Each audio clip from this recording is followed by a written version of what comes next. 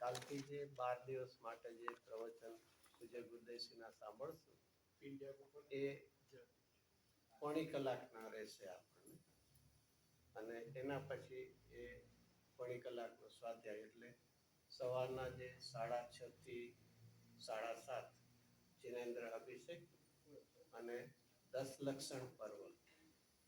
કોઈને કદાચ સામાન્ય બધાને ખબર છે કે 10 લક્ષણ પર્વ ભાદરવા મહિનામાં આવતા હોય છે.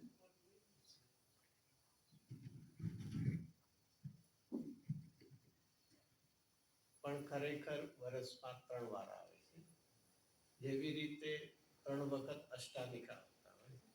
અને આ 2 પર્વ કેવા છે? અનાદિના છે. એનું કારણ શું છે? કે આ કોઈ પ્રસંગ આધારિત નથી. તીર્થંકરોના કલ્યાણક હોય તો એ બધા કેવા હોય? એ તે પ્રસંગ પૂરતા હોય.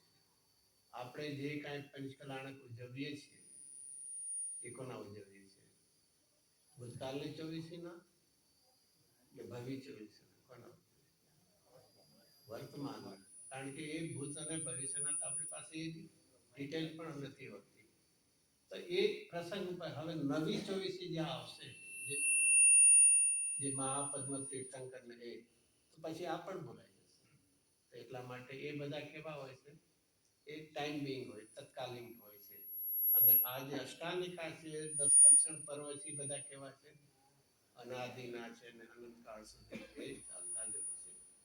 તો એમાં સવારના પૂજામાં પણ 10 લક્ષણની જે પૂજાઓ છે, ધ્યાનત્રાયજીની પૂજા, અને પછી એક એના આરંભ જુદા હોય છે. એટલે એના પછી જે હાફ એન અવર જે બ્રેક મળવાનો, પછી 8 વાગ્યાથી 8:45 ગુરુદેવશ્રીનું પ્રવચન, જે સમય 7 કલશટીકા ઉપર છે. જનરલી ગુરુદેવશ્રીના પ્રવચનો કેવા હોય છે? કલાકના હોય છે. પણ વચ્ચે થોડો ટાઈમ પોણી કલાકના થતા હતા. કદાચ નહીં ખબર હોય શેના કારણે નહીં. ગુરુદેવશ્રીને એક થોડી હોમિયોપેથીની ટ્રીટમેન્ટ થતી અને એનો એક ડૉક્ટર હતો કલકત્તાનો ફેમસ ગાંગુલી. ગુરુદેવના પ્રવચનમાં એક આવે છે કે એને ગુરુદેવશ્રી જ્યારે બેંગ્લોરમાં હતા ત્યારે અહીંયા આવ્યા અને મંદિર જઈને એને આશ્ચર્ય બહુ થયું. એનું નામ BK ગાંગુલી, ભાસ્કર ગાંગુલી. એણે એમ કીધું કે સાહેબ હમણાં તમે પોણી કલાકના કરો. બાકી ગુરુદેવશ્રીએ કર્યું, શરૂઆત કરી, પણ વર્ષોની એક ટેવ હતી એટલે થોડું ગુરુદેવને શું લાગતું? ઓડ લાગે. યુઝ ટુ હોય અને એમાંથી ચેન્જ ઓવર કરે એને એમ કે થોડો થાક ઓછો લાગે ને એવું બધું ઘણું હતું.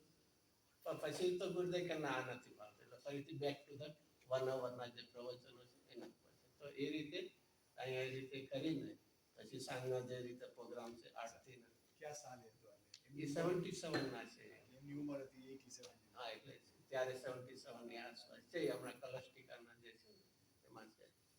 તો એ રીતે પ્રોગ્રામ છે. તો એ રીતે આપણે 10 લક્ષણ પૂર્વ એની વાત કરશું. એ પહેલા એક થોડુંક હમણાં બધાને ખબર છે કેટલા મહિના થઈ ગયા સોનગઢમાં એક મોટો કંઈક ઇવેન્ટ્સ થયો ને, ઇવેન્ટ્સ પ્રસંગ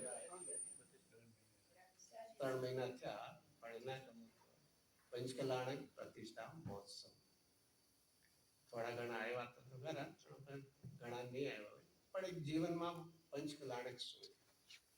એ પંચકલાણક અહીંયા પણ કેટલા વર્ષ પહેલા ઘણા તો કદાચ કોઈના બર્થ પણ નહીં થયા.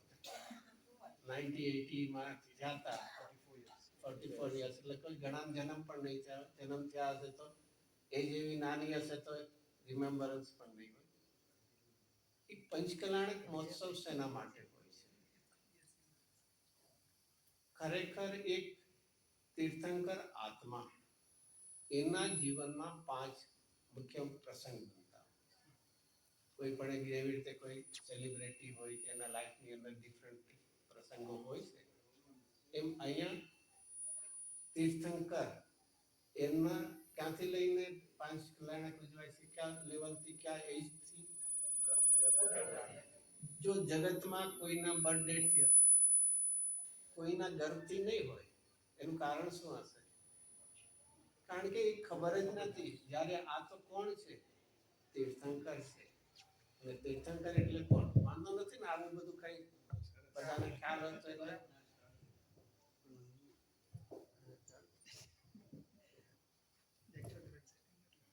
એ તીર્થંકર એટલે શું? ઉત્કૃષ્ટ પુણ્યના ધારક છે. અને એ ઉત્કૃષ્ટ પુણ્યના ધારક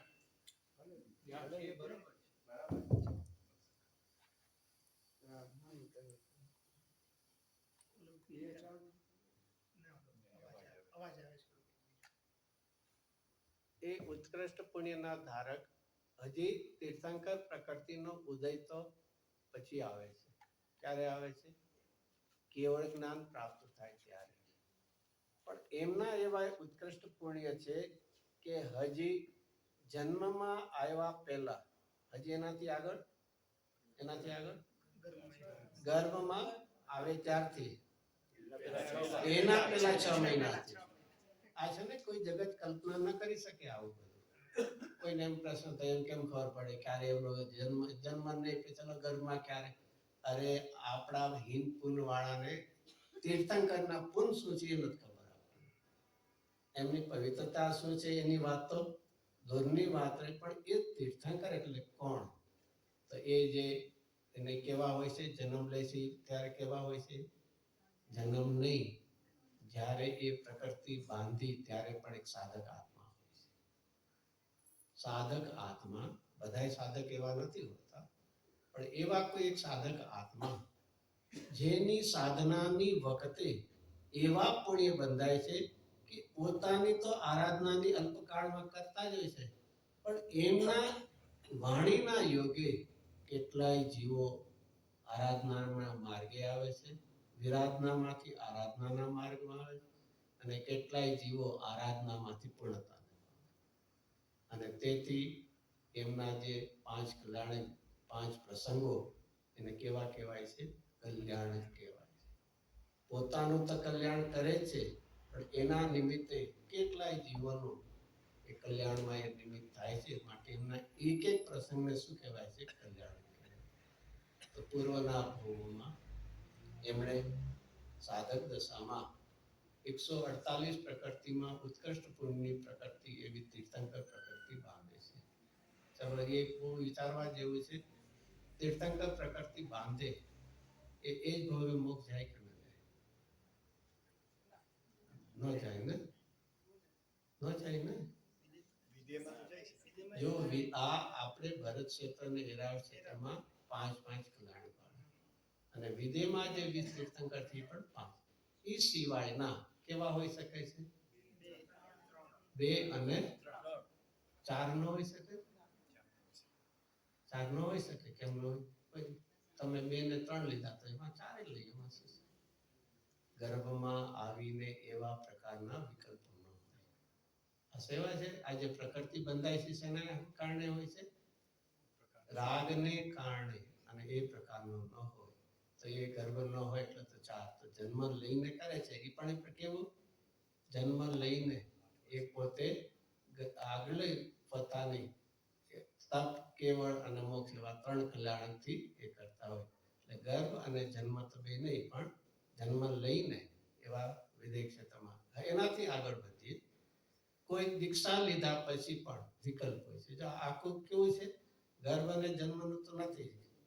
ગર્ભમાં આવ્યા પહેલા તે નહીં, ગર્ભ અને જન્મ સિવાય જન્મ લીધું પછી પણ એવા વિકલ્પ આવે કે જગતના જીવો આ સત્ય માર્ગને પામે. એનાથી દીક્ષા લે પછી પણ એવા વિકલ્પ હોય, કારણ કે 6 7 જીવતા હોય તો 6 ગુણ સ્થાને એવો વિકલ્પ બધાને હોય એવો નિયમ નથી. હવે એનાથી આગળ વધીએ. એક કેવળનાન પામ્યા પછી એક કલ્યાણક વાળા થાય કે ન થાય? 4 વાળા પણ ન થાય. ખાલી કેટલું થાય? 3 અને 2. 1 વાળા કેમ ન થાય? કેવળનાન પામીને પણ બાંધે પછી તો રાગ જ ના હોય. નહીં. ભગવાનની વાણી છે કેવી હોય છે? બધા જીવોના કલ્યાણ માટેની હોય છે ને, એટલે એ થઈ જ નહીં. અરે વાણીનો યોગ છે પણ વિકલ્પ નથી. અને આ જે કોઈ આ બહુ નિશ્ચિતતા માની લેવી. કોઈ પણ 148 પ્રકૃતિ, ચાહે શેની હો, પુણ્યની હો કે પાપની હો, શેનાથી બંધન? બંધન હંમેશા વિકલ્પથી, રાગથી થાય છે, અને મુક્તિ વિતરાગતાથી થાય છે. અને તેથી જૈન ધર્મને વિતરાગ ધર્મ કહેવાય. ન અનુકૂળતાનો રાગ, ન પ્રતિકૂળતાનો દ્વેષ. રાગ દ્વેષથી રહિત વિતરાગતાનો છે. તો એ ફરીથી સાધક આત્મા છે. એ જન્મ લે છે. ઉત્કૃષ્ટ પુણ્યના ધારક એક સાધક આત્મા શું થાય છે? જન્મ લે છે. શેના માટે જન્મ લે છે? શેના માટે? જગતના ઉદ્ધાર માટે. તો શેના માટે? ભવનો ભાવ. તીર્થંકર તેનું નામ જ કઈ જગતના ઉદ્ધારક હોય છે. જગત એવામાં તો નથી, એમના નિમિત્તે ઘણા જીવોનું કલ્યાણ થાય. પોતાની સાધનાની પૂર્ણતા માટે જન્મે છે અને એના યોગે સેજે જે જીવોની પાત્રતા અને પુરુષાર્થ છે એના થાય. કોઈ પણ કોઈના માટે નથી. જે કઈ કાર્ય જે કરે છે પોતાના માટે. તો આ કહેવાય છે ઉત્કૃષ્ટ પુણ્યના ધારક. પોતાની આરાધના ચાલુ છે પણ એ અપૂર્ણ છે. તો એ અપૂર્ણ આરાધનાની પૂર્ણતા માટે એમનો શું હોય છે? અવતાર હોય છે. તો એમાં સૌથી પહેલું એ ગર્ભ કલ્યાણક હોય છે. બધાએ જોયું હશે 5 કલ્યાણક. અહીંયા તો બધું પ્રત્યક્ષ. એ 5 કલ્યાણક એક નામ શું હોય છે? નામ બતાવે. સૌથી પહેલું ગર્ભ કલ્યાણક પહેલું શું? આત્માનું પહેલું આરાધના કરવા માટે ધારણ કરે છે. માતાના ગર્ભમાં જેમ આવે છે એ પણ 16 સપના જોઈને તો એક શ્રદ્ધામાં એક આરાધના અને પછી એની શું થાય છે? જન્મ થાય, પ્રગટતા. જેમ શ્રદ્ધા સાથે જ્ઞાન. તો એ રીતે અને ત્રીજું તપ કલ્યાણ એટલે ચારિત્ર. આ રીતે રત્નત્રય પણ આપણે લઈ શકીએ છીએ. અને એ રત્નત્રયનું ફળ શું છે? કેવળ જ્ઞાન. અને કેવળ જ્ઞાન પછી સિદ્ધ દશામાં શુદ્ધતાથી શુદ્ધ. તો એ ગર્ભ કલ્યાણકમાં એક આત્માની શ્રદ્ધાનું એક ગ્રહણ થાય છે, અવધારણ થાય છે. અને એ આત્માને પછી એને જ્ઞાન સમ્યક જ્ઞાન એટલે પ્રગટતા થાય. અને પછી શુદ્ધિ નિવૃત્તિ. જો 7 તત્વોથી વિચાર કરીએ તો શુદ્ધતા તો હતી, સંવર તત્વ. હવે દીક્ષા કલ્યાણકમાં શું થાય છે? વૃદ્ધિ. કયો તત્વ આવ્યું? નિદ્રા. અને કેવળ જ્ઞાન થતા શું થાય છે? પૂર્ણતા, મોક્ષ. અને પછી સિદ્ધ શાસ્ત્ર શું થાય? શુદ્ધતાની શુદ્ધતા. એક ધારા અનંત કાળ સુધી. એ રીતે પણ એક એક કલ્યાણક આપણને શું કરે છે? એક મેસેજ આપે છે. કોઈ ઉદ્દેશ એવું સિમ્પલી એમ નથી કે આ તો બધું શું છે?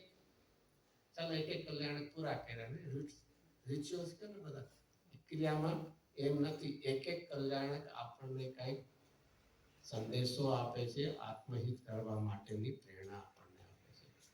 એ તીર્થંકરના કેવા પણ અરે ક્યારેક વિચાર આવે છે તીર્થંકર એવા સાધક આત્માને, સમ્યક દ્રષ્ટિ આત્માને એવા પુણ્ય બંધાય એવા પણ કે આપણને વધારે. કારણ કે આપણે પુણ્યને કેવા માનીએ છીએ? ઉપાદેય. એટલે ઉલટાને સારા બંધાવા જોઈએ. એ તો પુણ્યને સાધક આત્મા પુણ્યને કેવા માને છે? હે. તો એને તો ઉલટાના કહેવાય ઇન્ફિરિયર થવા જોઈએ ને. લોજિક તો એમ કહે છે કે અરે ભાઈ, પુણ્યને ઉપાદેય માનનાર મિથ્યા દ્રષ્ટિ મહાવિરાટ એને તો સાધના નથી. એવા શ્લાકા પુરુષો જેવા પુણ્ય પંડિત જે કોઈ 63 શ્લાકા તો ખબર હશે ને? શ્લાકા એટલે શું હશે? પુણ્યની અધિકતા, જેને પ્રશંસા. આપણે શ્લોક નથી કહેતા. એટલે એ રીતે પુણ્યની અપેક્ષા નહીં. તો એ સાધક આત્માને જ બંધાતા. તો એ જેણે બહુ જીવનમાં વિચાર્યું છે જે પુણ્યને હે માને છે ને ઉત્કૃષ્ટ પુણ્ય બંધાશે નહીં, સાધનાની પણ પૂર્ણતા થશે. અને જે પુણ્યને ઉપાદેય માને છે એને હીન પુણ્ય બંધાશે અને 4 ગતિમાં પરિભ્રમણ કરશે. એક કોઈ પણ આવા પંચકલ્યાણક જોઈને સાંભળીને કંઈક એમાંથી આપણે શું છે શીખવા જેવું છે એમાં કે એ સૌધર્મી ઇન્દ્રને એવો સ્ટેજે વિકલ્પ આવી જાય કે હવે ભરત એરાવતમાં કે ક્યાંય પણ એક તીર્થંકરનો જન્મનો હવે શું લાગે છે? યુગ લાગે છે. એ શું કરે? અધિજ્ઞાન છે. અધિજ્ઞાનમાંથી ઉપયોગ મૂકે.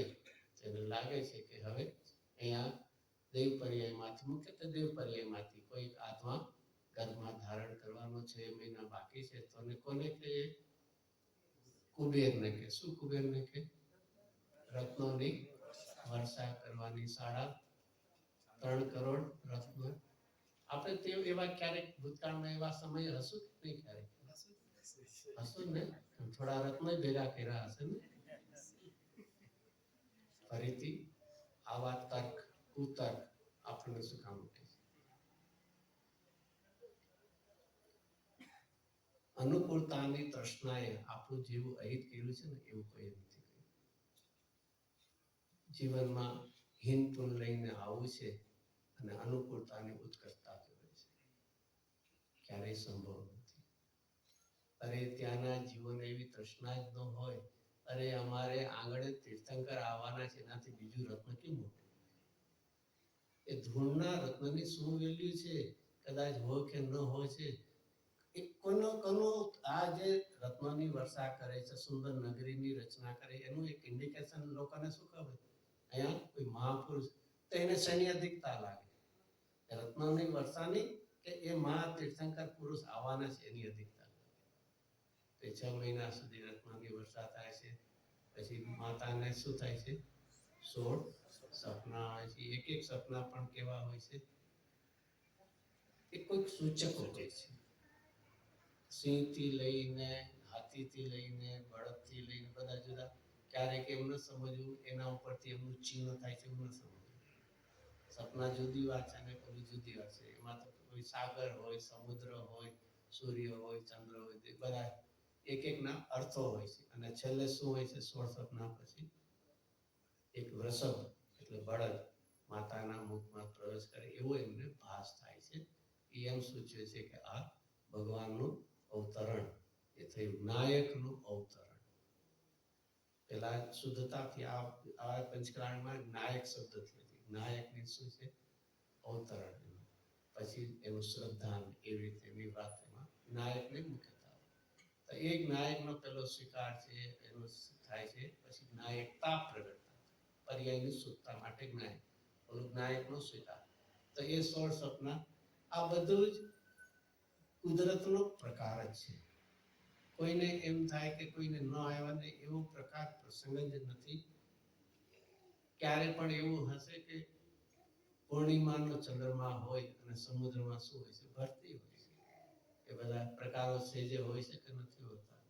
તો આ પણ એક કુદરતનો શું છે? પ્રકાર છે એમાં.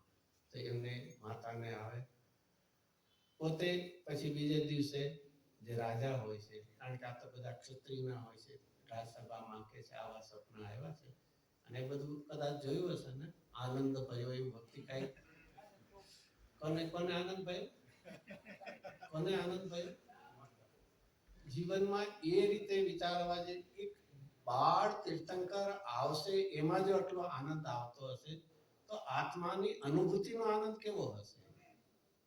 કે જીવનમાં જે ક્યારે પણ અનુભવ્યું ન હોય એવો આનંદનો જે પ્રસંગ આવતો હોય તો આપણે તો વિચારવા જેવું છે કે માને મારી આવી આત્માની અનુભૂતિ પ્રગટ થાવ કે જેને આગળ આ લોક તો શું 3 લોકની પણ વૈભવ આપણને તુચ્છ લાગે.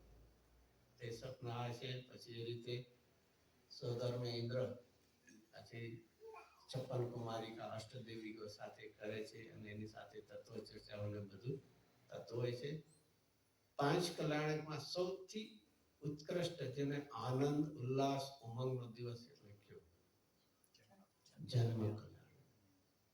જન્મ કલ્યાણકના સમયે શું થાય છે? ત્રણેય લોકના જીવોને શું છે? ક્ષણ માટે પણ સાતમી નરક, ભલે એને ખબર ન પડે આ શેના માટે છે, પણ એવું અરે જેની વાણીના યોગે 3 કાળ 3 લોકને જાણનાર જ્ઞાન થશે, પણ જેના પુણ્યના યોગે 3 લોકમાં આવો આનંદ ખડો. બે આખી કેવું છે? પૂર્ણતા બે કે એ મહાપુરુષને આનંદ થતા એ ખળબળાટ થાય છે. અને ત્યારે શું થાય? બધું જોયું તો હશે બધા. અહીંયા 44 વર્ષ પહેલા થયું, પણ કદાચ આજને હમણાં તાજું જેને કહેવાય તાજું છે બધું. સૌધર્મનું શું હોય છે? સિંહાસન ડોલે છે. શું એનો અર્થ? એનો મિનિંગ શું? એ શું વિચારે? એનો એક સિમ્બોલિક છે કે જે રીતે બહારમાં હોય ને પોતાનું કોમ્પિટિટર, જેમ બિઝનેસમાં હોય પોતે જે બિઝનેસ દુકાન હોય એવી જ બીજી ખોલે તો શું કહેવાય આપણને? કોમ્પિટિટર. તો ઘણાને એમ થાય કે આ મારો કોમ્પિટિટર સિંહાસન. હવે એ કોના નિમિત્તે સિંહાસન રેગ્યું છે? તીર્થંકરના. એને એવો બીજો વિચાર નથી આવતો. એને એમ થાય કે આવા કોણ પુરુષાળી છે કે જે મારા સિંહાસન ડોલાયમાન કરી શકે? ઓલો દ્વેષ ભાવ નથી, ઈર્ષા ભાવ નથી, તો એ જોવે છે કોઈ તીર્થંકરનો જન્મ થયો. શું થાય ત્યારે? શું થાય? ઈર્ષા ભાવ થાય છે, દ્વેષ ભાવ થાય છે. શું થાય છે? આનંદ. હજી આનંદ ખરો, પણ કેવું? હજી એનું સિમ્બોલિકલ વિચારવા જેવું છે. એમના પ્રત્યેની એવી ભક્તિ ઉછળે છે કે ત્યાં ને ત્યાં 7 ડગલા ચાલીને વંદન કરે છે. શ્રી પ્રત્યક્ષતાની જુદી વાત છે, પરોક્ષપણાની પણ કેવી મહિમા. આ બધું છે કેમ? બધું અત્યારના ક્યાં છે? સૌદામેન્દ્ર હજી તો ક્યાં છે? પોતાના વિમાનમાં છે, પેલા વિમાનમાં. ખાલી ખબર પડ્યા ક્યારેક આવું ચાલે છે. આપણને આપણા ઉપકારી પ્રત્યે આવી કોઈ પ્રત્યક્ષપણાનો યોગ નથી, એટલા હિંમપૂન છે, પણ એવી મહિમા કેમ નથી આવતી? એવી મહિમા કેમ નથી આવતી કે પરોક્ષપણે પણ મને એવી જ શું હોવી જોઈએ? ભાવના, ભક્તિ, મહિમા હોવી જોઈએ. અહીંયા શું છે? ક્યાં સમંદર અને ક્યાં ભગવાનની પ્રતિમા છે? અહીંયા મંદિરમાં કોની પ્રતિમા છે? અચ્છા, આસના. હજી ફરીથી કોની પ્રતિમા છે? મારા ભગવાનની. ચલો, વેરી ગુડ. ચલો, હજી એનાથી કઈ આગળ વધુ? પ્રતિબિંબ છે ભગવાનનું. અહીંયા શું છે? પ્રતિબિંબ છે. સ્થાપના નિક્ષેપ છે. સાક્ષાત બિરાજમાન જીવનમાં અહીંયા સુધી પહોંચવું પડશે. મારા માટે મહાવીર ભગવાન હજી પણ ક્યાં બિરાજમાન છે? અમારા જીવન. કોઈક આપણા વડીલનો કે એવાનો કોઈનો ફોટો જોઈને પણ આપણને શું લાગે છે? સાક્ષાત જેવું લાગે છે. કોઈ મહેમાન ગેસ્ટ આવ્યું તો એને શું કહેશું? અમારા પિતાનો ફોટો કહીશ કે મારા પિતા છે એમ કહેશો? કોઈને એમ આશ્ચર્ય લાગશે કે ના, એવું કઈ થોડી કહ્યું. અરે, ભક્તિ, ભાવના, મહિમા કોને કહે? કોઈને જો જોવું હોય તો જોઈ લેજો. નિયમ 7 એની પહેલી ગાથા પછીનો 7મો શ્લોક છે. એમાં પદ્મપલ ધારીદેવ એમ કહે છે કે જેમનો સમસરણમાં નિવાસ છે. જ્યાં મહાવીર ભગવાન પહેલી ગાથામાં છે ને, એટલે એમની વાત. તો હવે વિચાર કરો, જ્યારે પદ્મપલ ધારીદેવે શ્લોક રચતા હતા ત્યારે મહાવીર ભગવાન ક્યાં બિરાજમાન હતા? સિદ્ધાલયમાં હતા. એમને કેમ ને આ નામ ભક્તિ કહેવાય કે અમારા માટે તો જાણે મહાવીર ભગવાન શું છે? સાક્ષાત સમસરણમાં બિરાજમાન છે. એમની વાણી ખરે છે અને એમણે કહેલી વાણી એ અહીંયા આના જેમ કે છે ને પહેલી ગાથામાં કેવડી સુત કેવડી કથિત, એમાં મહાવીર ભગવાનને પહેલી ગાથામાં વંદન કરીને એવી ભાવના હોય. તો મારા માટે કોણ બિરાજમાન છે? નહીં, હજી નહીં.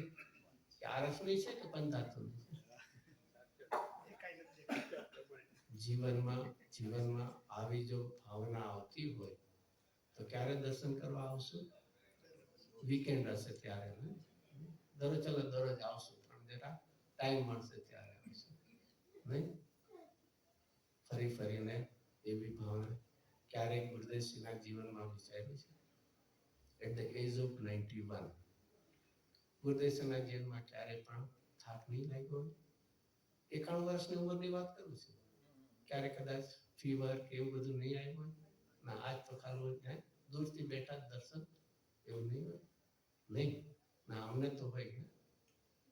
બહુ જ વિચારવા. જે મહાપુરુષનો હું ભક્ત છું એવું જો આપણે માનતા હોય તો એમના જીવનમાંથી કાંઈક તો શીખશું કે નહીં શીખીએ. આઈ ડોન્ટ થિંક કોઈનું ક્રિટિસાઇઝ કરવા માટેની વાત નથી. આ સિમ્પલ વાત છે. જનરલી અહીંયા બધાને માટે કોઈ અહીંયા સુધી પહોંચવું બહુ ડિફિકલ્ટ નહીં. કદાચ મેક્સિમમ હાફ એન અવર લો. મુંબઈની જેમ નથી. તમે ક્યાં રહેતા હો, કેટલાય પરામાં દૂર રહેતા હોય, એમાં તો ત્યાં ઈસ્ટ ને વેસ્ટ ખબર છે ને બધું, જતા પણ અડધો કલાક લાગતો હોય. અહીંયા એટલું તો નથી. દરેક પાસે વ્હીકલ અવેલેબલ હશે દરેકને. જીવનમાં એકલી ભાવના તો મને જો મારા પુણ્યની માટે ઓફિસ સુધી જતા આવડે છે તો મારી આત્મહિત માટે મંદિર સુધી ન જઈ શકું? ચલો, એ વાત તો આપણે ફરીથી અહીંયા પંચકલાણ ઉપર આવે છે. કહેવાનો હેતુ શું છે કે સૌધર્મ ઇન્દ્રને હજી તો બાળ તીર્થંકર છે એની કેટલી મહિમા આવી કે પ્રત્યક્ષ નથી તો પણ પરોક્ષપણે શું કરે છે, ત્યાં 7 ડગલા ચાલીને વંદન કરે છે અને બધા જ ત્યાંથી દેવો એનો સમૂહ બધો લઈને ક્યાં આવે છે, નગરીમાં આવે છે, એરાવત હાથી ખાસ તો લઈને. અને એની પણ રચનાની વાત તો કલ્પના જ લાગે કોઈને.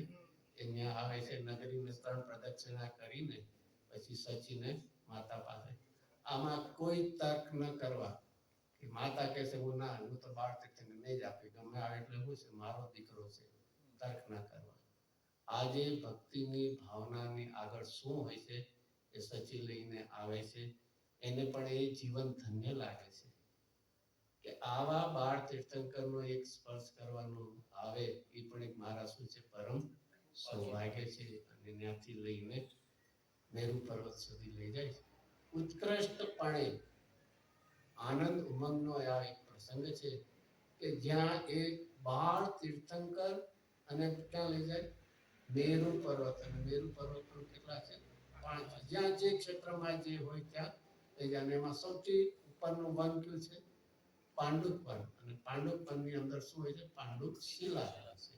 એનું બધું વર્ણન તો ઘણું છે. ત્યાં બિરાજમાન કરે, કેટલા ઘડાથી અભિષેક કરે છે, 1008. અને એ નાનકડી આપણી તબોડી કહે ને ગુજરાતી ખબર હશે ને, નહીં તો કેવી હશે એ શક્ય છે, શક્ય છે. અરે જન્મથી એમનું શરીર કેવું છે, વ્રજ વ્રસદ નારા સહનમ. સહન એટલે હાડકાની મજબૂતાઈ. કે એ વજ્ર જેવું એટલું હોય છે કે ઉપરથી પડે તો પથ્થરના ટુકડા થાય, એમને ફ્રેક્ચર ન થાય. એવા નથી, એવા પૂંછાળી કોણ છે. અને 1008 ઘડાથી. અને ત્યારે પછી વસ્ત્ર ક્યાંથી લાવ્યા હોય, આભૂષણ સ્વર્ગમાંથી લઈને આવ્યા, એનાથી કરે એની બધી વિધિ હોય. અને ત્યારે સૌધર્મીનું નામ આપે, ચિહ્ન ત્યાં તેમના શરીરમાં જ હોય છે અને નામ આપે છે. એ કરીને પાછા ક્યાં લાવે છે, નગરમાં પાછા લાવે છે, જ્યાં માતા પિતા હોય છે એમને બાળ તીર્થંકર સોંપે છે. અને ત્યારે સૌધર્મ ઇન્દ્રને પોતાને ઉત્કૃષ્ટ એવી ભક્તિ જાગે છે તો શું કરે છે, તાંડવ નૃત્ય. તાંડવ નૃત્ય આનંદ ઉમંગનું છે, કસાયનું નથી, દ્વેષ ભાવનું નથી, ભક્તિ ભાવથી ભરેલું છે.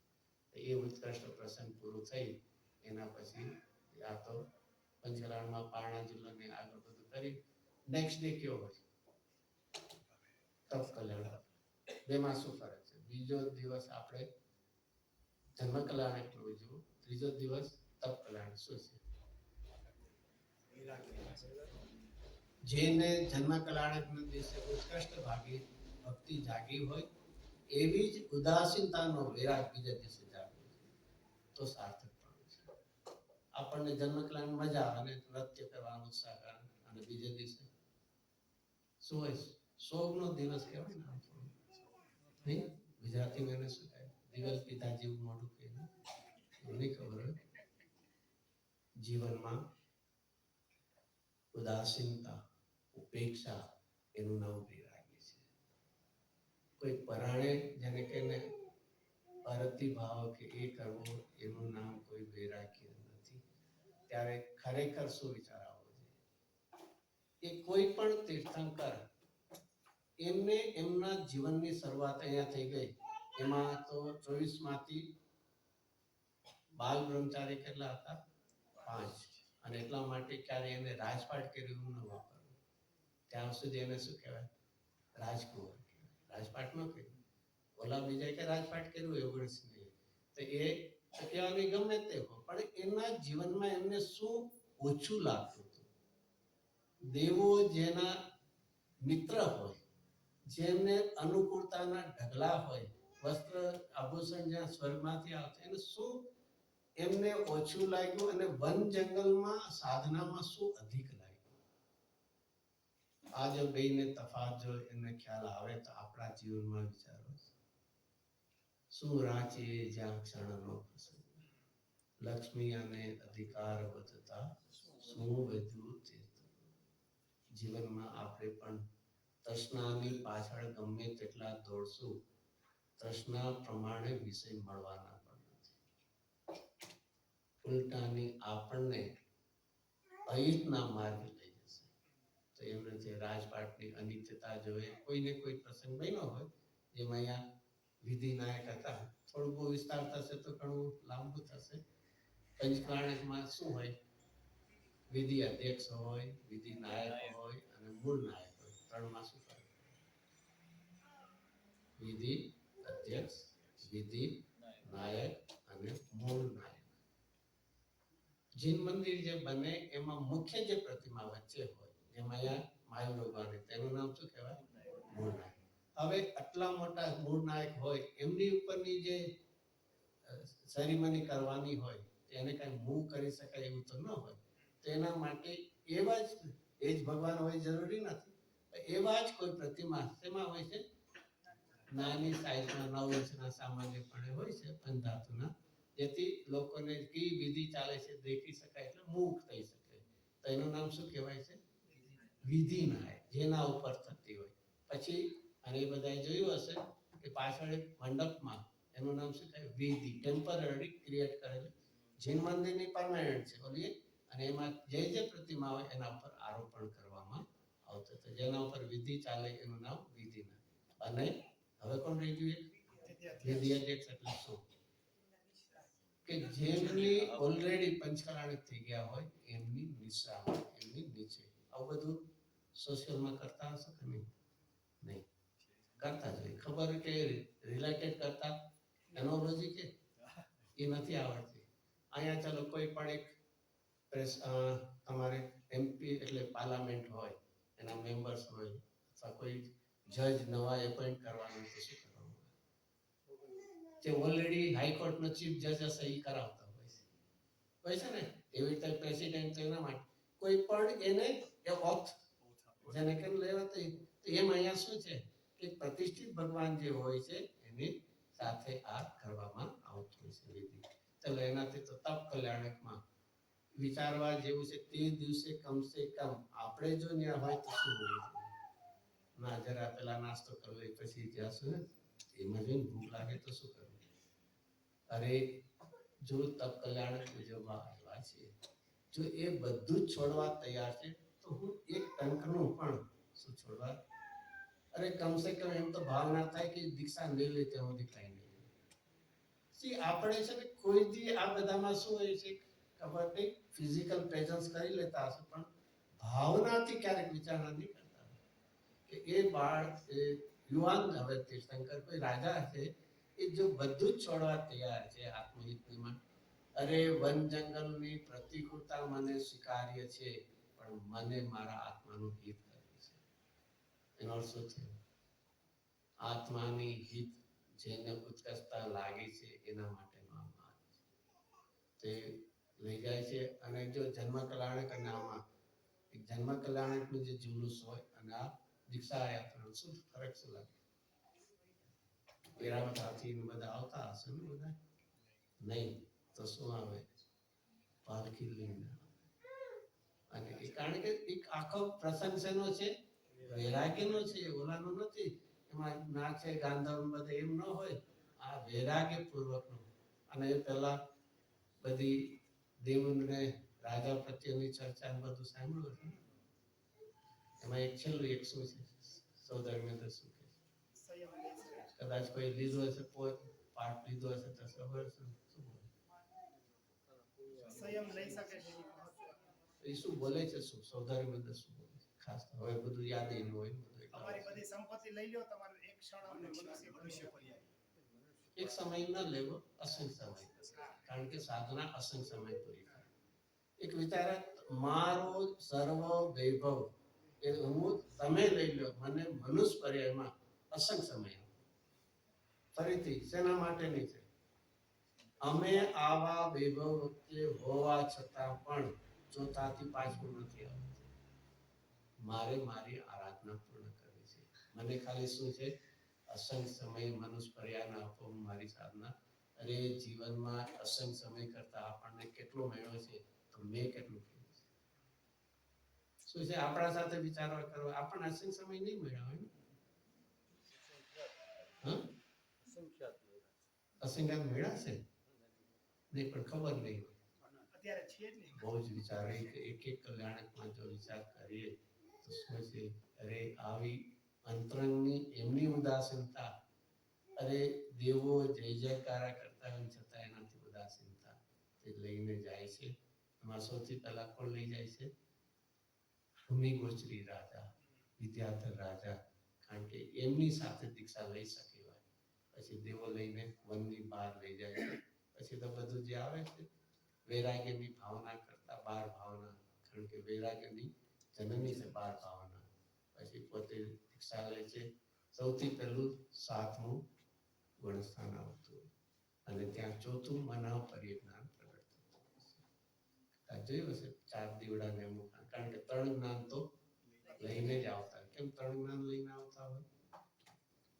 કારણ કે જે કોઈ આવતા હોય એ મુખ્યપણે સ્વર્ગમાં, ખાલી શ્રેણિક રાજા માટે મહાપદ જ્ઞાન તો પણ એ દેવ પર્યાય કે નરક પર્યાયમાં નિયમથી અવધિ જ્ઞાન હોય છે. એટલે લઈને આવે છે, મનઃ પરિજ્ઞાન ઘટે છે, પછી સાધના થતી હોય છે અને એમાં બીજે દિવસે આહારદાનની વાત આવતી હોય છે. એ પણ એક વિચારવા જેવું છે કે આહારદાન ઉત્કૃષ્ટપણે આહારના ઉત્કૃષ્ટ પાત્ર એ તીર્થંકર મુનિરાજ છે. બીજા પણ મુનિરાજ છે, પણ આ તો ઉત્કૃષ્ટપણે કોણ છે? તીર્થંકર પ્રકૃતિવાળા જે મુનિરાજ છે. પછી મુનિરાજ હો, પછી જ્ઞાની ધર્માત્મા હો, એ બધા પાત્રો હોય છે. તે આહારદાનનો પ્રસંગ આવે એ પણ એક વિચારવા જેવું છે. ક્યારે પણ એ વિચારમાં આવે છે જેમને હું આહારદાન કદાચ ભાવના આપે તો એવી આહારદાન દ્વારા મને પણ મારા આત્માની આરાધનાનું બળ કેમ, જેવી રીતે પૂજામાં ખાવાની વસ્તુ માટેની કઈ આઈટમ હોય છે? એક સાપેક્ષ ઉપર કઈ હોય છે ખાવાની આઈટમ માટે? નૈવેદ્ય. નૈવેદ્ય. તો તે વખતે આપણે શું ભાવના કરીએ છીએ કે ના નૈવેદ્યની જેમ મને ભોજન મેળા કરો નિરંતર, નહીં તો શું છે? તો અહીંયા તે વખતે એવી ભાવના કેમ ન કરીએ કે આહારદાન આપતા મને પણ એવી દશા પ્રાપ્ત હો કે સુધારોગનો મને અરે શરીર પ્રત્યેની એટલી ઉપેક્ષા થઈ જાવ કે મને આહારનું પણ નવત એવી ભાવના. એના પછી કેવળ જ્ઞાન થાય, પછી વાણી છૂટે અને પછી છેલ્લે શું હોય છે? નિર્વાણની પ્રાપ્ત કરી. આ રીતે પંચકલાણક કરીને અહીંયા પછી જૈનેન્દ્ર દેવની અહીંયા પ્રતિષ્ઠા થતી હોય છે. આ બધું ચલો બધાને કદાચ સોનગઢમાં ભલે અહીંયા બેઠા જોયું હશે, પણ કેવું લાગતું હતું? આમ પ્રસંગ કેવો લાગતો હતો? એક્સ્ટ્રા ઓર્ડિનરી આમ બધું લાગતું હતું ને? જીવનમાં વિચારો છે લાર્જ સ્કેલ ઉપર ગ્રાન્ડ સેલિબ્રેશન બધું છે. સૌથી પહેલા એક વિચારવા જેવું શાસનના પુણ્ય છે, જ્ઞાનીઓના આશીર્વાદ છે અને આપણી ભાવના છે.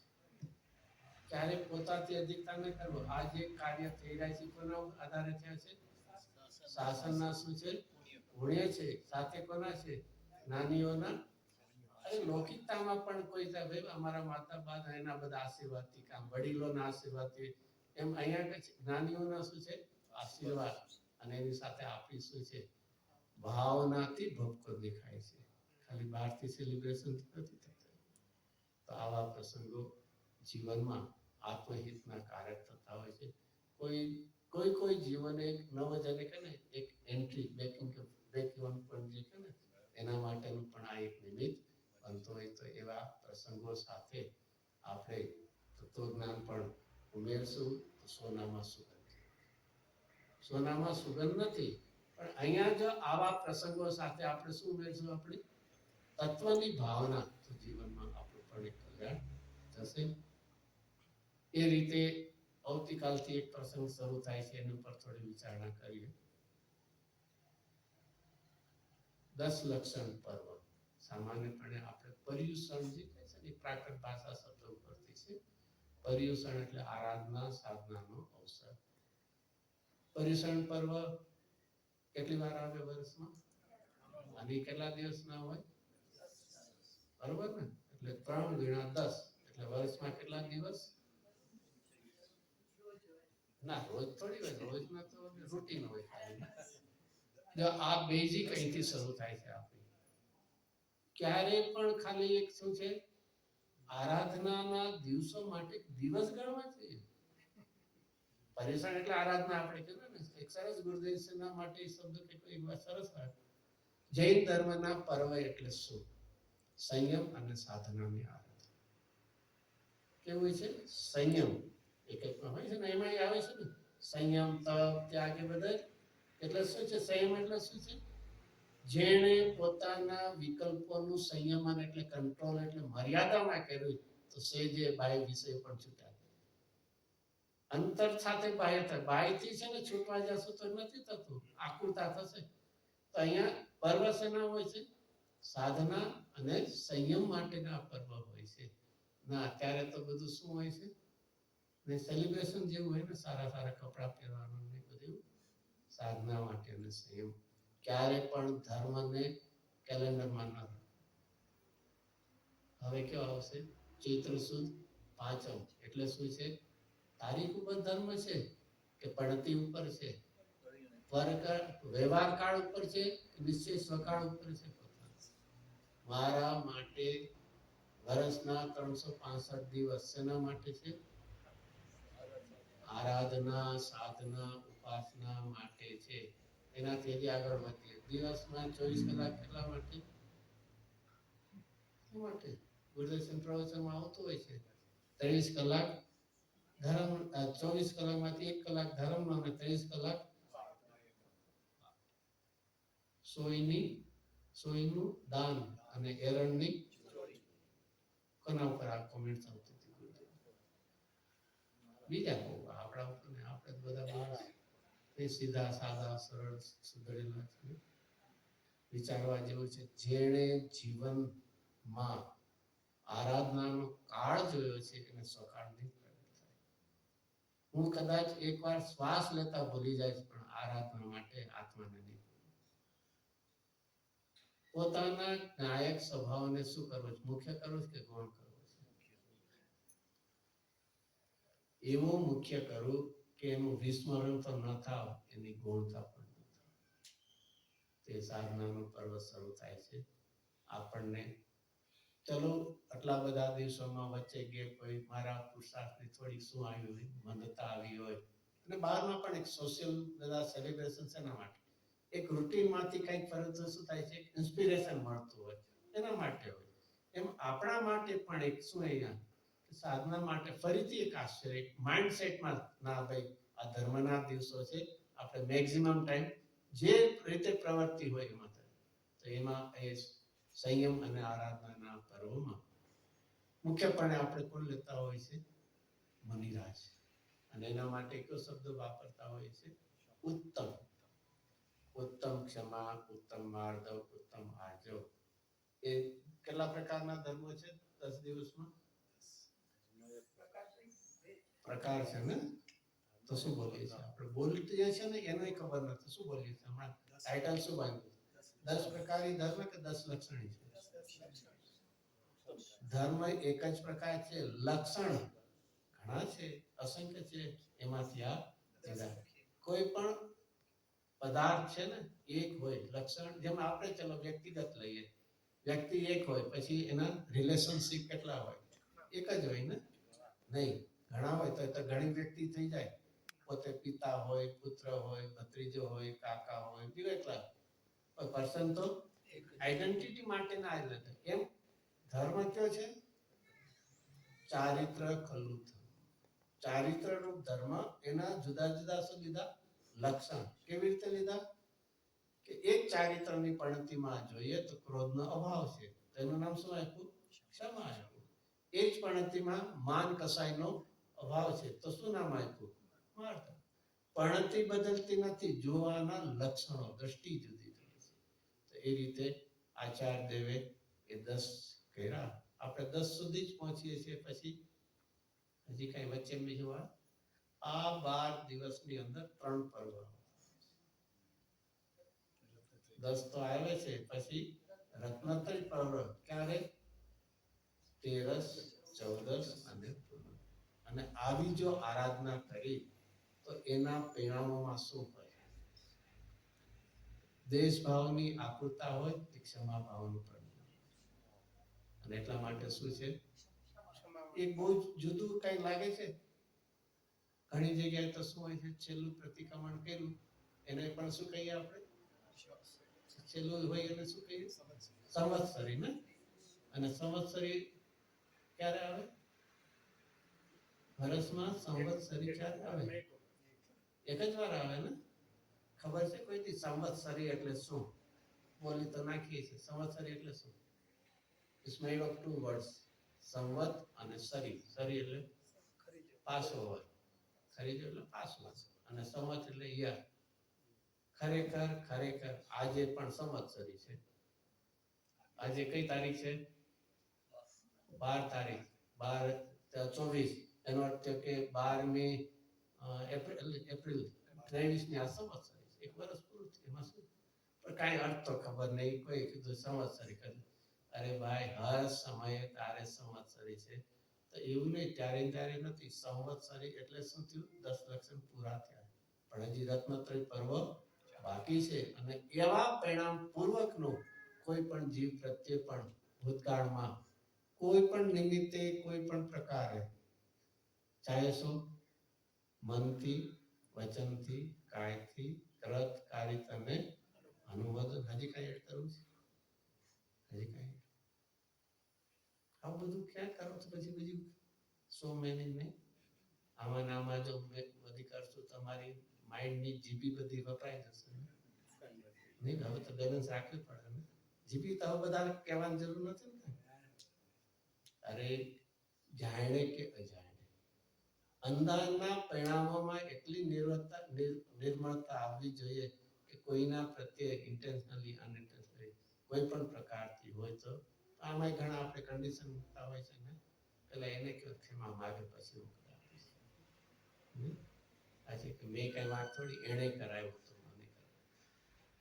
જીવનમાં જ્યાં સુધી પોતે પોતાનો દોષ નહીં સ્વીકારે ત્યાં સુધી ટાળવાનો પુરુષાર્થ નહીં કરે. બીજાનો જ વાંક ગોતતા તો બી ક્યારે કહીશે? એટલે જ ક્યારે જે અધિકાર મેં મારો પોતાનો કોણે કરાવ્યું એ જગતમાં હોતું જ નથી. કોણે કર્યું છે હું કહેતા. તો મેં મારા આત્મામાંથી ચ્યુત થઈને કોઈના પ્રત્યે ક્રોધાદી ભાવ કર્યા છે, એની મારે પોતે ક્ષમા. કોઈ આપે ના આપે એનો અધિકાર છે. તે રીતે ક્ષમા માંડ આવી ક્યાંય બીજે નહીં હોય. બીજામાં તો છેલ્લો દિવસ પૂરો થયો એટલે પૂરું થઈ ગયું બધું. જીવનમાં આ રીતે ફરીથી કહેવાના તો શું છે? કાળ આધારિત અમારે પર્વ ઉજવવા નથી. મારે જીવનમાં ભણાઈ જવું છે. એક એટલે તમે જે કહો છો, સંવત્સરી છેલ્લે દિવસ, ક્ષમાવણી બીજો દિવસ, જે જુદો દિવસ આવે છે, એટલે એમાં અહીંયા છેલ્લે કરી નાખ્યું કે આમાં હોય તો એમાં શું ફેર કે શું વાંધો છે? એક અનાદિની આ એક પદ્ધતિ છે. તમે હજી આપણે ચારિત્ર એટલે રત્નાત્રય વ્રતની પૂર્ણતા નથી કરી.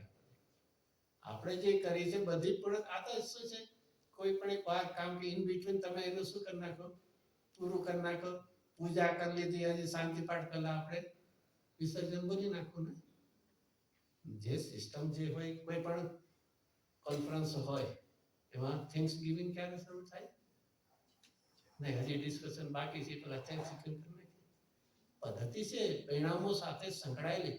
ક્યારે પણ એક ફરીથી ચલો પ્રશ્ન હોય, અમને આવું અનુકૂળ છે કે મને એવું ક્યારે પણ સિક્વન્સ જૈન દર્શનમાં નિશ્ચયની તો વાત નહીં, વ્યવહારનો પણ આ કોઈ આજકાલના સિસ્ટમ. આ ક્યાં આ વ્યવહાર પદ્ધતિ પણ ચરણાનિયોગની શૈલી પણ કેટલા વર્ષથી ચાલે છે? ક્યારથી? કેટલા વર્ષથી? જીનવાણીમાં આવેલી છે. આપણને કોઈ જ અધિકાર નથી આગળ પાછળ. નહીં તો કાલ ઉઠીને પેલા હમણાં ટાઈમ નથી, ઈસ્ટરના હોલિડેઝ હોય છે, 10 લક્ષણ મનાવી લઈએ. જીવનમાં એ વિચાર નહીં કરવો. ક્યાંક કોકનો પ્રસંગ આવ્યો, કોઈ એનો બર્થડે છે, તેને શું કરે, ભાઈ મને ટાઈમ નથી અત્યારે, હું તને વિશ કરી દઉં. એવું નહીં કે ભાઈ આજ નથી હું પ્રેઝન્સ આવતો, પણ ત્યાંથી પણ હું તેને ત્યાં દિવસે ફોન કર્યો મેસેજમાં. ત્યાં શું કરીએ છીએ આપણે? પર્ટિક્યુલર દિવસની મહત્તા રાખીને એ કરીએ છીએ કામ. અહીંયા પણ એક દિવસની મહત્તા. જે દિવસે ભગવાનના પંચકરાણી પવિત્ર કે ગમે દિવસે મનાવી લેશે. જે દિવસે જેની હોય એ દિવસની હોય છે. અરે આત્માને ખાતર સર્વસ્વ જ્યાં આપવાની તૈયારી નથી તો આત્મા નથી. પોતાની અનુકૂળતાએ જે કરવા બે તો અનાદિથી આપણી અનુકૂળતાએ જ કામ કર્યું છે અને એ જો ચાલુ રાખો તો કોઈ નથી. બીજા અરે પોતે પોતાની રીતથી એડજસ્ટ કેમ ન કરે? કસ્ટમર આવવાનો હોય બધું કઈ શું છે ઓર્ડર લઈને કે જે કાંઈ તો એને શું કહેશે ના મને ટાઈમ હશે તો મળીશ તને નહીં તો મારા ટાઈમે આવજે ને એવું બધું હશે નહીં. પેમેન્ટનો ચેક તૈયાર છે અને એકદમ વરસાદ હોય તડકો હોય કે ના મને અનુકૂળ નથી મને ટાઈમ હશે ત્યારે એ બધું હોય ને એમાં બિઝનેસમાં એવું જ હોય ને નહીં તો મને અનુકૂળ ન હોય તો તમારું બધું એવી અમારે છે જ્યાં બહુ શું કહેવાય સિક્યુરિટીના પ્રોબ્લેમ છે એટલે કંઈક તો અહીંયા આવીને દઈ જાય એવું બધું કરશો ને ફરીથી ચાલો અલ્ટિમેટ રુચિ વિના ક્યારે પણ પરિણામ થવાનું બહુ નિશ્ચિત પડે. અને રુચિ જો જાગૃત થઈ છે તેના માટે કોઈ ઓબ્સ્ટેકલ રહેતા નથી. રુચિ ગમે ત્યાંથી માર્ગ કાઢી લે છે. પાણી ગમે ત્યાંથી માર્ગ કાઢી લેશે. એમ જીવનમાં ઉત્કૃષ્ટપણે પુણ્યના યોગથી ભૂતકાળમાં આપણે પણ સાક્ષાત તીર્થંકરોના યોગમાં પણ ગયા છીએ. એકવાર નહીં અનંતવાર. શું એક લેખક શું હતું જીવનમાં મોક્ષોપશમની હિંતાઓ મને સ્વીકાર્ય છે મને મારી રુચિની વિપરીતતા નથી. જીવનના છેલ્લા જો એક અનુકૂળતા જોતા હોત ને તો ગુરુદેવસિંહ ક્યારે પણ પરિવર્તન ન કર્યું. ગુરુદેવસિંહને એ સંપ્રદાયમાં શું ખામી લાગતી હતી. ગુરુદેવજી કેટલા વર્ષ પહેલા પરિવર્તન કર્યું હશે ખબર નથી. કેટલા છે 90 વર્ષ એટલે 91 એટલે અત્યારે 80 ચાલે છે 89 વર્ષ 89 વર્ષ પહેલા હવે 90 આવશે તો એમને પરિવર્તન કર્યું ત્યારે ત્યાં સુધીની બધી થ્રેટનિંગ આવતી હતી કે તમને કોઈ આહાર દેવા પણ નહીં આવે વાણી સાંભળવા નહીં તો ગુરુદેવ કોમ્પ્રોમાઇઝ કરી નાખ્યું હતું ને નહીં શું કર્યું એક ફરીને વિચારું છું મેં હું કોણ મારા ગુરુ કોણ છે પ્રત્યેક સુખારી કોણ છે એકદમ લાઈફ કોર્સ જેમ ના મળે તો પણ મને સ્વીકારે છે એવી કેમ દળતા નથી આવતી. એવું ક્યારેય ન વિચારું કે અહીંયા કોઈ આવશે એટલે આપણા પુનઃહીન થઈ જશે એટલે મને બિઝનેસ લોસ થશે બરોબર ને એવું જ હોય ને એકદમ પ્રાઇમ ટાઈમ હોય એમ તમે કે પ્રોગ્રામ કરો તમે કેમ આવી શકે તમને અનુકૂળ હોય એ જ કરવું ને કારણ કે અહીંયા આવે તો શું બહુ સિમ્પલ દુકાન બંધ હોય કસ્ટમર પાછા વયા જાય મને શું થાય લોસ થાય ને. તે જૈન ધર્મનો દ્રવ્યાનુયોગ તો સ્વીકાર્યો નથી કર્ણાનુયોગ પણ સ્વીકાર્યો. પુણ્યની અધિક ગુરુદેવ એના માટે શું ચલો ટાઈમ થઈ ગયો ગુરુદેવ એના માટે એક બનેલો દ્રષ્ટાંત શું કહેવાય બેંગ્લોરમાં પંચકલાણ 74-75 ગુરુદેવ પ્રવચનમાં આવે એટલે દરેકને ખબર જ છે તો ક્યારે પણ એક વિશ્વાસ રાખવો મારી સાધના પુણ્યની અધિકતા માટે છે કે વિતરાગતાની મુખ્યતાએ છે વૃદ્ધિ માટે છે. પુણ્યની હિંતા હશે તત્વજ્ઞાનનું બળ હશે આકૃતા નહીં થાય અને પુણ્ય હશે અને તત્વનું બળ નહીં હોય તો તૃષ્ણાને બસ એ આકૃત થશે. એક સિમ્પલ કેસ આપી દો કોઈ પણ એક આઈટમ હતી અહીંયા તમારે એમઆરપી હોય છે મેક્સિમમ રિટેલ પ્રાઇસ હોય છે કે નથી જે હોય ચાલો જે હોય સામે એક આઈટમ હતી ની 200 રૂપિયા આની રીતે આપું છું અને એમાં કોઈ ઇલિટરેટ માણસ અભણ માણસ એવું કઈ આવે ઓલા કસ્ટમરે એને કીધું 200 ના 250 કહી દીધા અને ઇઝીલી લઈ ગયો ઓલો રાજી થતો હશે કે નહીં રાજી થાય નેચરલી 200 માં કમાતો હતો એની બદલે આ તો ક્લિયરલી 50 રૂપિયાનું શું થયું એ તે કેટલા થઈ ગયા 25% થઈ ગયા રાજી થતો હશે ને રાજી ન થતો 200 ના 300 કીધા આ પ્રશ્ન કરે જો એક કોનું છે એક દ્રષ્ટાંત તરીકેનું પુનઃના ઉદયમાં પ્રોફિટ એટલો મળતો હતો પણ પ્રશ્નએ શું કરાયું એને આકૃતા કરાવી 300 તો જીવનમાં ક્યારે પણ મારા આત્માની સાધના એ જીવનની ઉત્કટતા છે અને એના નિમિત્તો દેવશાસ્ત્ર ગુરુ મારા માટે ઉત્તમ છે એની કમ્પેરિઝનમાં એની સમાન જગતમાં મારા માટે કોઈ નથી. મને છેલ્લો શ્વાસ આવતો હશે તો પણ મારા માટે મુખ્યતા હશે એવી આત્મા અને દેવશાસ્ત્ર ગુરુની ઉત્કટતા હશે તો કંઈક આ ભાવમાં લઈને જશું નહીં તો પુણ્ય વાપરીને પાપ કમાઈને ચાલ્યા જશે. શું કરવું એ પોતાના